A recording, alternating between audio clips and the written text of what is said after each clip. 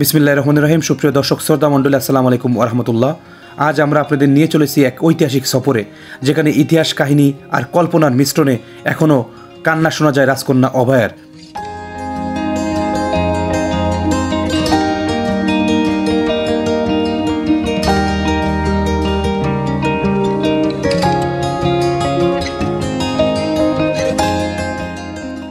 অভয়ার কান্না ও 11 শিব মন্দির, যশোরের প্রেম বেদনার শতাব্দী পুরনো ইতিহাস। যশোর জেলার অভয়নগরের বুকে দাঁড়িয়ে থাকা 11টি প্রাচীন শিব মন্দির যেন আমাদের ডাকছে শতাব্দী পেছনে ফিরে যাওয়ার আমন্ত্রণে।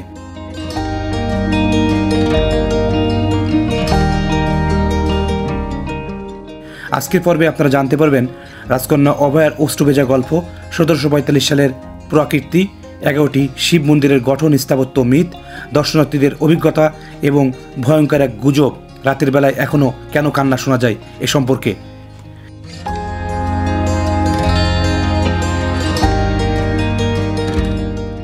চলুন ইতিহাসকে ছুঁয়ে দেখি। বিসমিল্লাহির রহমানির রহিম। আসসালামু আলাইকুম সুপ্রিয় দর্শকবৃন্দ, দৈনিক পত্রপত্রিকার পক্ষ থেকে আপনাদেরকে স্বাগত জানাচ্ছি। আজকে আমরা আছি যশোর জেলার অভয়নগর থানার 11 শিব মন্দিরে।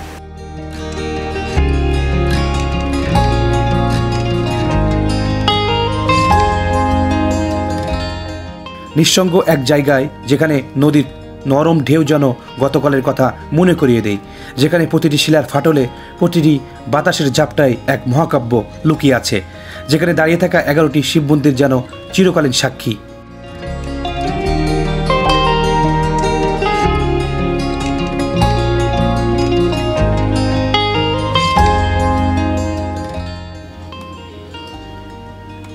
ভৈরব নদী, যার স্রোতে ভেসে যায় সময়ের অজানা গল্প, যেখানে এক রাজকন্যার কান্না এখনও কান পাতলেই শোনা যায়, এক বিধবা হৃদয় যে শোক আর বেদনায় ভাসছিল।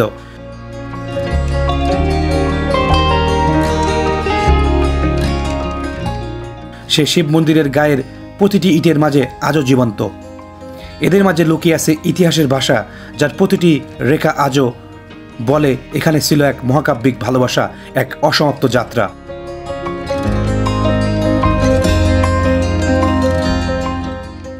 আজও এই মন্দিরের চূড়ায় ফিকে হয়ে যাওয়া সোনালি রঙের ছোঁয়া পৃথিবীর সমস্ত দুঃখ আর শোকের স্মৃতি নিয়ে দাঁড়িয়ে আছে, যেন এক নিঃসঙ্গ রাজকন্যার চোখের জল মুছে ফেলা হয়নি এখনো।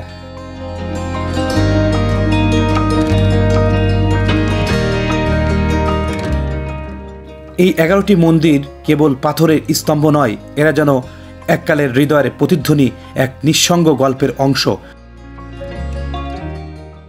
যাদের চুপচাপ দাঁড়িয়ে থাকা,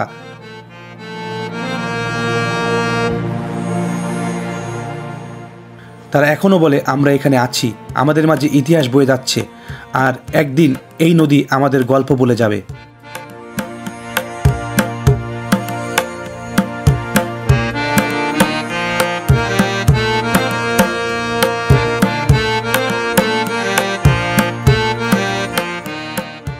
এগুলি শুধু শিব মন্দির নয়, এগুলি একটি হারানো পৃথিবী, একটি অবিস্মরণীয় ভালোবাসার প্রতীক।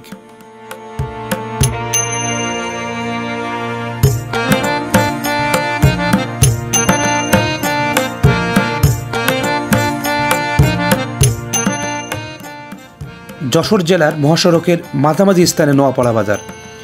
সেখান থেকে রিক্সা, ইজিবাইক কিংবা ভ্যানে পাড়ি দিতে হবে রাজঘাট, তারপর পায়ে হেঁটে কিংবা নৌকায় পার হতে হবে ভৈরব নদ। নদী পেরোলেই বাগুটিয়া ইউনিয়নের অভয়নগর গ্রাম। এই অভয়নগর নামটি এসেছে একটি নাম থেকেই, তা হলো রাজকন্যা অভয়া।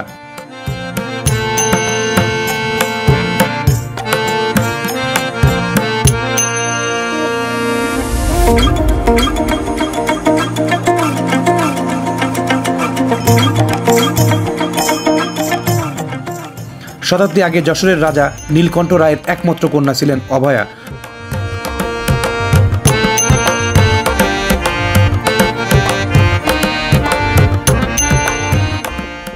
ভৈরবনাথ পালের প্রাসাদে তিনি ছিলেন রাজার নয়নের মণি। একসময় বিয়ে হয় নড়াইলের জমিদার পুত্র নীলাম্বর রায়ের সঙ্গে।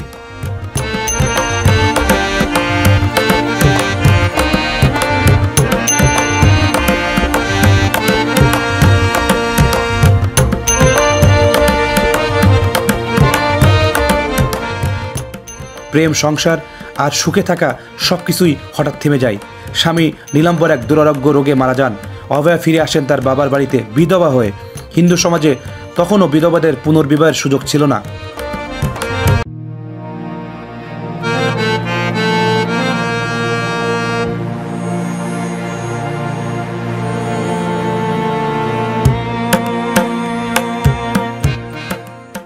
অভয়া সিদ্ধান্ত নেন জীবন উৎসর্গ করবেন ভগবান শিবের পূজায়।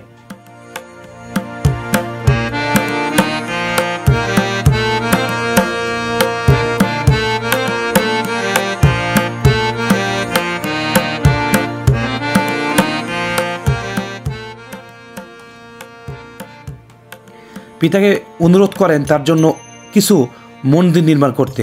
রাজা নীলকণ্ঠ রায় 1745 থেকে 1764 সালের মধ্যে নির্মাণ করেন 11টি শিব মন্দির।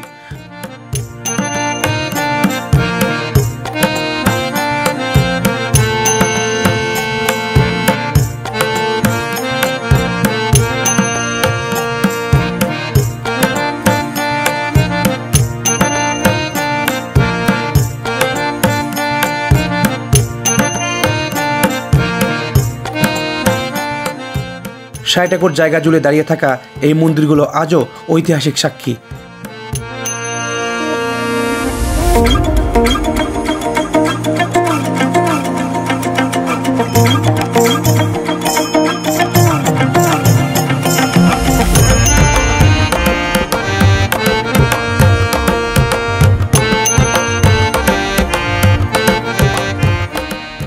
যেখানে ভৈরব নদীর ঢেউ এসে ধীরে ধীরে ধুয়ে দেয় রাজকন্যার কান্নার স্মৃতি, যেখানে দাঁড়িয়ে আছে 11টি শিব মন্দির, নির্জন, নিঃসঙ্গ, অথচ ইতিহাসের ভাষায় পরিপূর্ণ।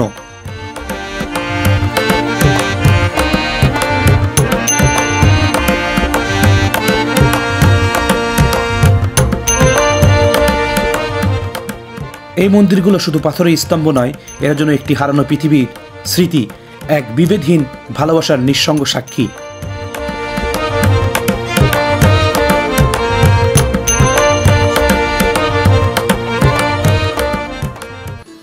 বহু যুগ আগে যখন রাজকন্যার বুক ফেটে উঠেছিল অসীম বেদনায়, এখনও সেই কান্না যেন ভেসে আসে এই মন্দিরগুলোর মাঝে। যতটা মধুর ততটাই বেদনাবোধ।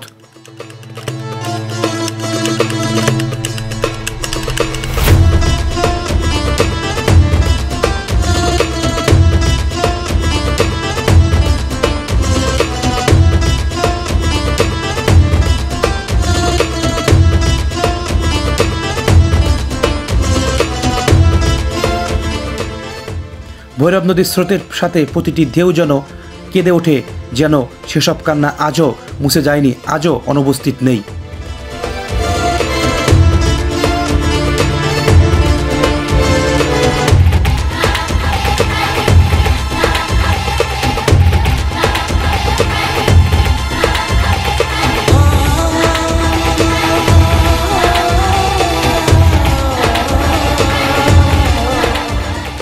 এ এক অশ্রুপূর্ণ গল্পের মতো, যেখানে নদী নিজের চুপচাপ শব্দে সেই রাজকন্যার হাহাকার শোনায়, আর এই শিব মন্দিরগুলো দাঁড়িয়ে থাকে যেন ইতিহাসের এক নিঃসঙ্গ সাক্ষী হিসেবে।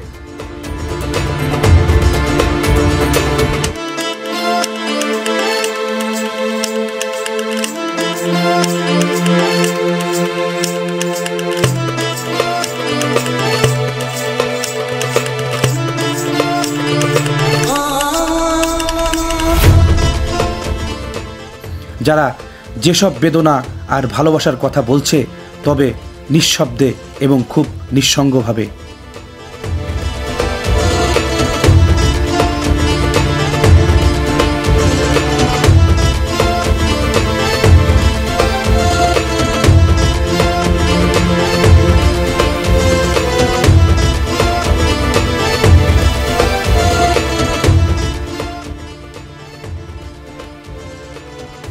প্রতিটি মন্দিরের কোণে কোণে, প্রতিটি পাথরের ছোঁয়ায় আজও লুকিয়ে আছে স্মৃতির চাপ, যেখানে এক অসমাপ্ত ভালোবাসা, এক হারানো মুহূর্তের আবেগ আজও শ্বাস নিচ্ছে।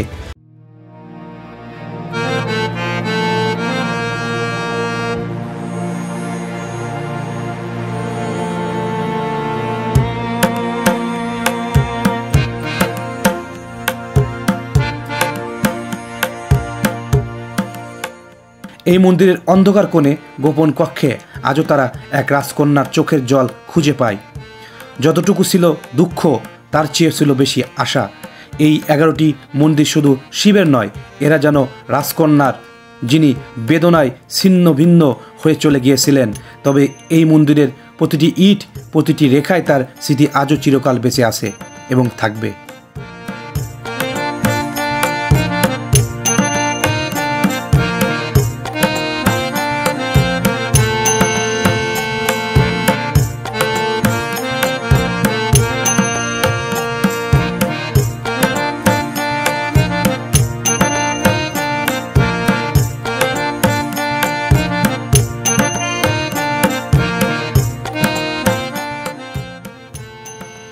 একদিন হয়তো এই মন্দিরগুলো মাঝ দিয়ে ভৈরব নদীর স্রোত আবার তার কান্নার কাহিনী বলবে, আর মানুষগুলো যারা একদিন এখানে এসে দাঁড়াবে তারা শুনবে এই মন্দিরের নীরব কণ্ঠে সেই রাজকন্যার কাহিনী।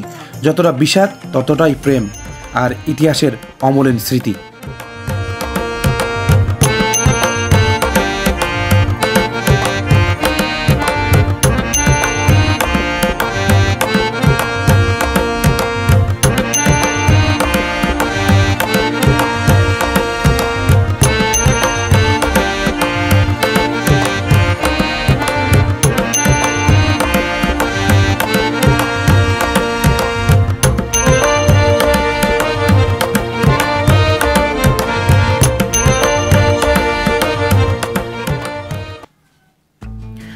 স্থাপত্য বৈশিষ্ট্য: এই 11টি শিব মন্দির নির্মিত হয়েছিল চুন সুরকি এবং পোড়ামাটির ইট দিয়ে।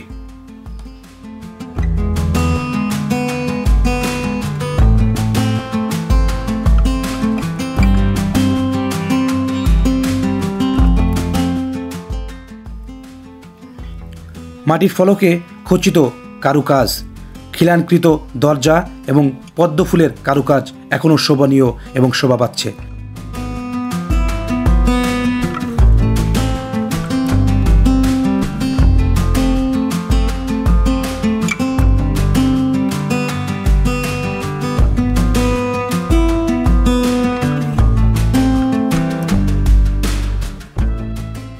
মূল মন্দিরের দৈর্ঘ্য 24 ফুট 4 ইঞ্চি, প্রশস্ত 22 ফুট 3 ইঞ্চি।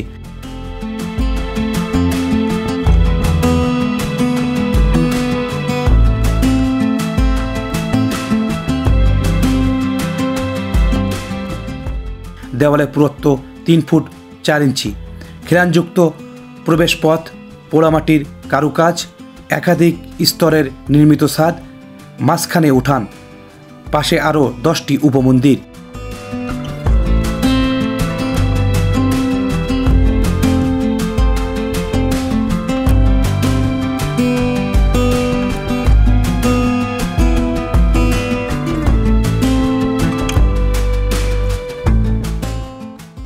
আটটি মন্দির পূর্ব পশ্চিম সারিতে, দুটি প্রবেশ পথের পাশে অবস্থিত এবং একটি মূল মন্দির। মোট 11টি মন্দির।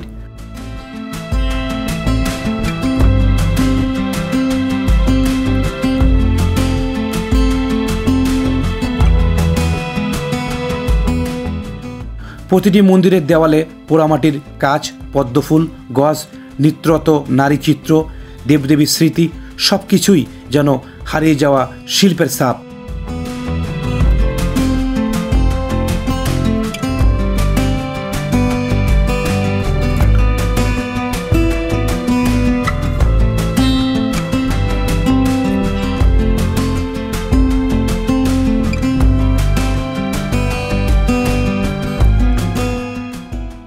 লোককথা বলে রাজকন্যা অভয়া সারাদিন পূজা করতেন আর রাতের বেলায় কাঁদতেন। আজও নাকি কেউ কেউ বলেন রাতের নির্জনে মন্দিরের ভেতরে ভেসে আসে নারী কণ্ঠের কান্না।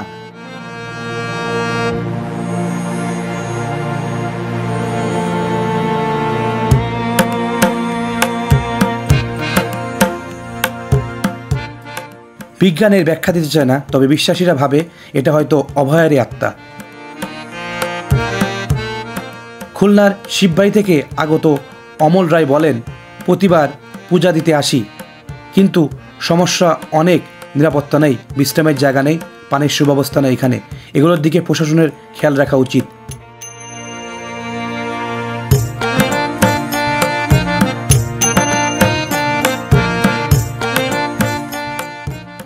নিরাপত্তা নেই বলেই অনেকেই সন্ধ্যার পরে এখানে আসতে ভয় পায়।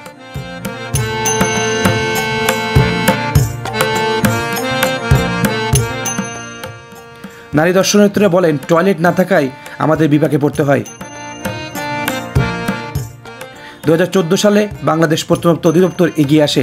3 বছরের চেষ্টায় 2017 সালে মন্দিরগুলো আংশিক সংস্কার করা হয়।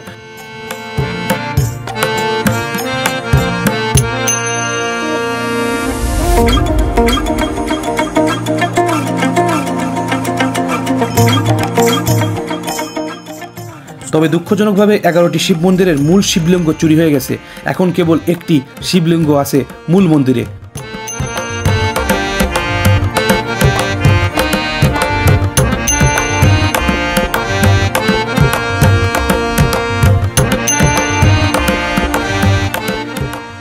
উৎসব, পূজা ও সামাজিক প্রভাব।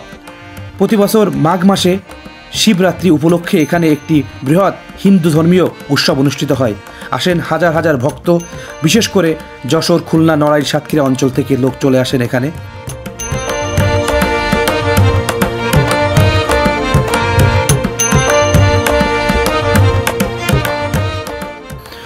চলে গান বাজনার ধর্মীয় আলোচনা, ভোগ বিতরণ ও শিব পূজা।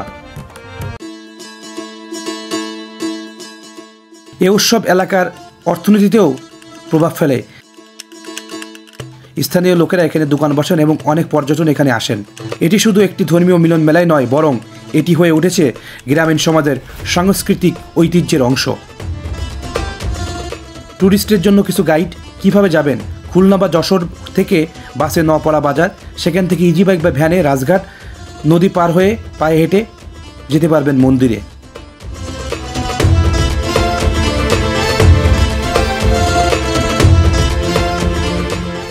কি কি দেখতে পারবেন এখানে আসলে? 11টি শিব মন্দির, পোড়ামাটির নিদর্শন, রাজকন্যার পূজাস্থল, নদী ও প্রাকৃতিক সৌন্দর্য। সাথে কি কি নিয়ে আসবেন? বিশুদ্ধ পানি, হালকা খাবার, হ্যান্ড স্যানিটাইজার, ফটো তোলার জন্য ভালো ক্যামেরা।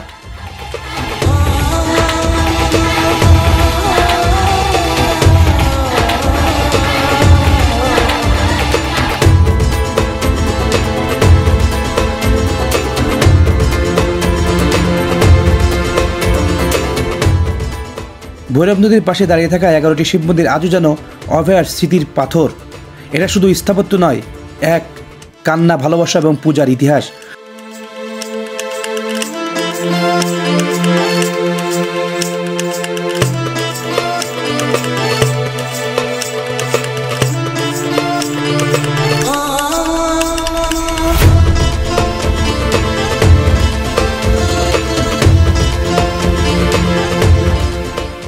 আমাদের বাসায় নদীর খেয়াঘাট নৌপাড়া।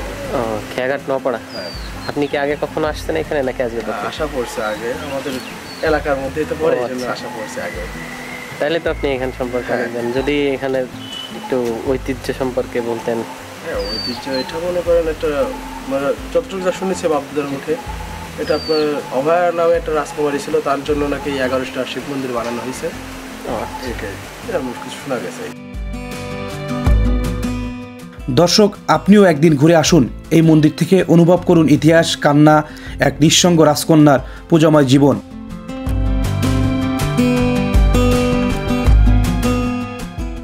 ভিডিওটি ভালো লাগলে লাইক দিন, শেয়ার করুন, কমেন্ট করুন এবং সাবস্ক্রাইব করতে ভুলবেন না। পরবর্তী ভিডিওটি আবার দেখা হবে। আল্লাহ হাফেজ।